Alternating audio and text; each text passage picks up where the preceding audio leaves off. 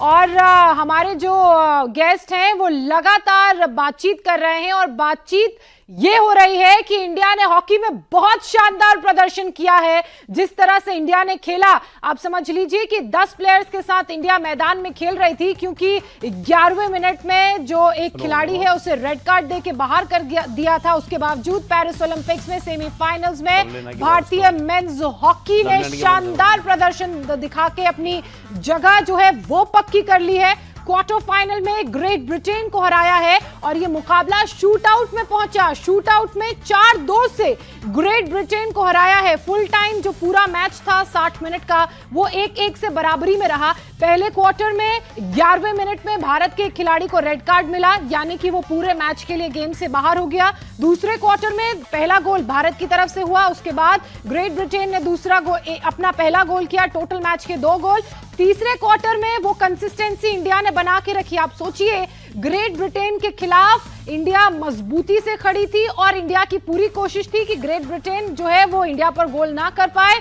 तीसरे क्वार्टर का हाल मैंने आपको बताया। चौथे क्वार्टर में भी स्कोर 1-1 था, यानी कि तीसरे और चौथे क्वार्टर में किसी टीम के पाले में कोई गेम नहीं गया। उसके बाद हुआ शूट आउट और शूट आउट में बेहतरीन, शानदार, काबिले तारीफ जो परफॉर्मेंस था वो इंडियन शूटर्स का और इंडियन गोलची का, श्रीजेश का। सर बिल्कुल, मैं कुछ मेरे पास अल्फाज नहीं जो मैं कहूँ। It's one of the biggest match ever I have seen कि भाई इस स्थिति में आकर के भी हिंदुस्तान की टीम ने जीत दिखाया, और वो भी ग्रेट ब्रिटेन के खिलाफ जो कि बहुत अच्छा खेलती है टीम वो।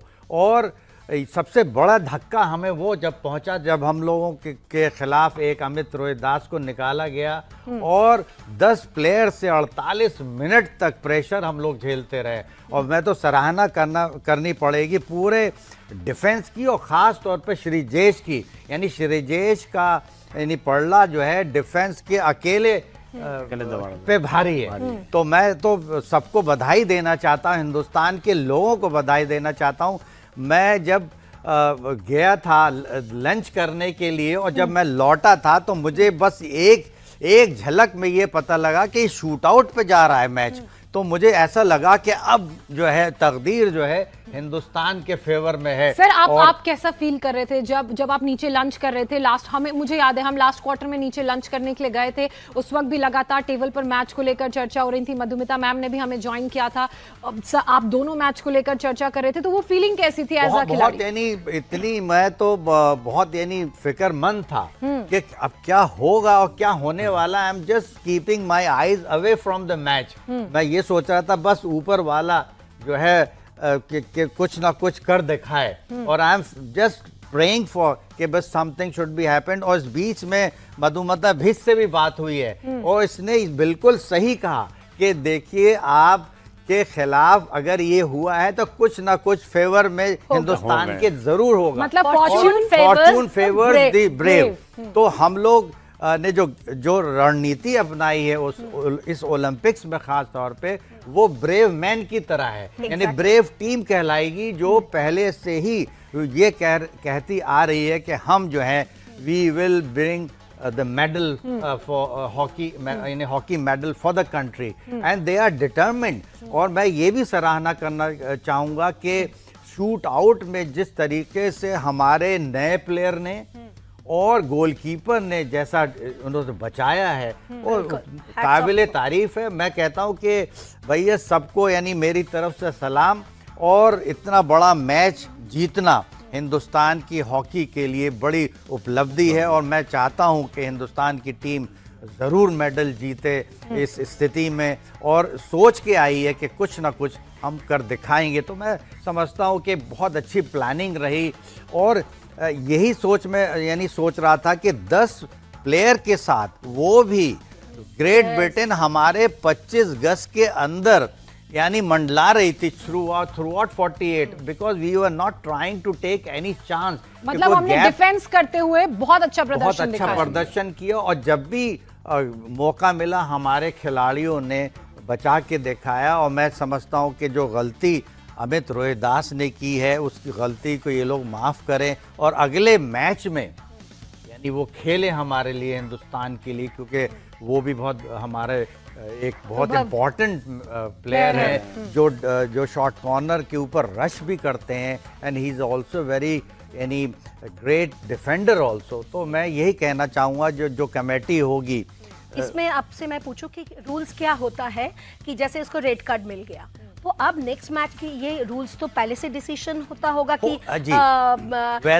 Weather he will be allowed to play और नॉट। तो मैं वही इसीलिए कह रहा हूँ कि भाई I am praying to almighty God, not the committee member, यानी they should receive some signal कि नहीं भाई ये जो है लड़के को मे बी इंटेंशनली नहीं हुआ है और ये इसकी गलती माफ की जाए कि so that he should play the entire in case he is not allowed. Indian contingent can वो अपने ये चीज they can place, yes they can place their that's what you know कि वो कर सकता है कि सर इसको लीनियंसी देख लीजिए, इसमें ऐसी बात नहीं थी, not done अभी समीप से सर मैम अभी समीप हमारे साथ जुड़े थे जब मैच चल रहा था फर्स्ट क्वार्टर सेकंड क्वार्टर में, वो हमारे साथ थे। तो समीप बता रहे थे कि जो ओलंपिक्स की हॉकी को लेकर रूल बुक है वो ये कहती है कि 2 मैचेस के लिए बैन है, लेकिन उससे पहले एक कमिटी है वो बैठ के वीडियो देखती है, रिव्यू करती है कि क्या ये इंटेंशनल है या नहीं है, उसके बेसिस पे डिसीजन आता है। तो अभी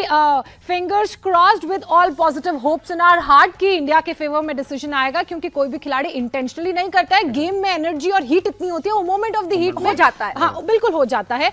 लेकिन सर ये एक बहुत बड़ी जीत, बहुत बड़ी उपलब्धि इंडिया के लिए। अब यहाँ से जो आगे का इंडिया का सफर रहेगा उसे आप कैसे देख रहे हैं? आगे आपको क्या लगता है कौन होगा? नहीं लड़ेंगे और जीत के निकलेंगे, ऐसी बात नहीं। जब इतनी हिम्मत लड़कों ने दिखाई है कि they deserve to be in the finals, I would say like this. तो मैं ये कहता हूं कि वहां कमेंटेटर जो हैं वो भी इतने भावुक हो गए हैं कि सबके आंख में आंसू आ रहे हैं, और हम लोग भी यानी अब सामने तो हमारे आंसू नहीं गिर पाएंगे, मगर ये जरूर है कि वो जैसे मेरे को भी तो एकदम रोंगटे खड़े हो गए, मतलब हो जाता है फीलिंग्स। मुझे यानी इससे अच्छा कोई मौका नहीं दिखा, चाहे आपने ब्रॉन्ज मेडल भी जीता था पिछला, वो दैट वाज एक्सीलेंट, यानी मैंने यही कहा था it is more than a gold medal. तो अभी जो है ये जो मैच भी है वो ऐसा लग रहा है कि भाई ऊपर वाला हमारे साथ है, and we should be positive, fight for the country. Sir आपने बोला ना ऊपर वाला हमारे साथ है, और ऊपर वाला भी साथ तब देता है जब आपकी मेहनत पूरी हो। तो फील्ड में हमें ये नजर आया कि खिलाड़ियों की मेहनत पूरी थी। 11वें मिनट पर एक खिलाड़ी को रेड कार्ड मिला, वो टीम से बाहर हुआ। तो समझिए आप 10 प्लेयर्स के साथ खेल रहे हैं, और वो भी एक ऐसा प्रतिद्वंदी जो बहुत ही जो गेम खेलता है वो बहुत ही अटैकिंग गेम होता है, और वो आपके ऊपर मेंटल दबाव बना के रखता है, माइंड गेम खेलता है, और वो कोई मौका नहीं चूकता है कि उसको अगर पेनल्टी कॉर्नर मिल रहा है तो वो उसे गोल में तब्दील करे। लेकिन आपने लगभग 48 मिनट्स उसको अपने खेमे में ही गोल करने से बचा के रखा, उसकी हर एक कोशिश को असफल किया। और इसमें जो सबसे बड़ी भूमिका निभाई है, वैसे तो पूरा टीम एफर्ट है, लेकिन जो सबसे बड़ी भूमिका निभाई है वो है श्रीजेश। और दूसरी बात ये भी मैं कहूंगा कि ये जो हमारा और ग्रेट ब्रिटेन के साथ जब भी मैच होता है उसमें जरूर कोई हिस्ट्री होती है, और वो हिस्ट्री हमें मालूम है कि हम लोग जो थे यानी ब्रिटिश इंडिया से खेलते रहे, ब्रिटिश का राज था, और 1948 से जब हमने ओलंपिक्स का फाइनल ग्रेट ब्रिटेन के साथ हुआ तो हमने उनको हराया और फिर गोल्ड मेडल जीता। तो वो साइकी इनके दिमाग में भी है कि हम किसी भी तरीके से बाय हुक और क्रुक और जो भी है हमें हिंदुस्तान के टीम को हराना है।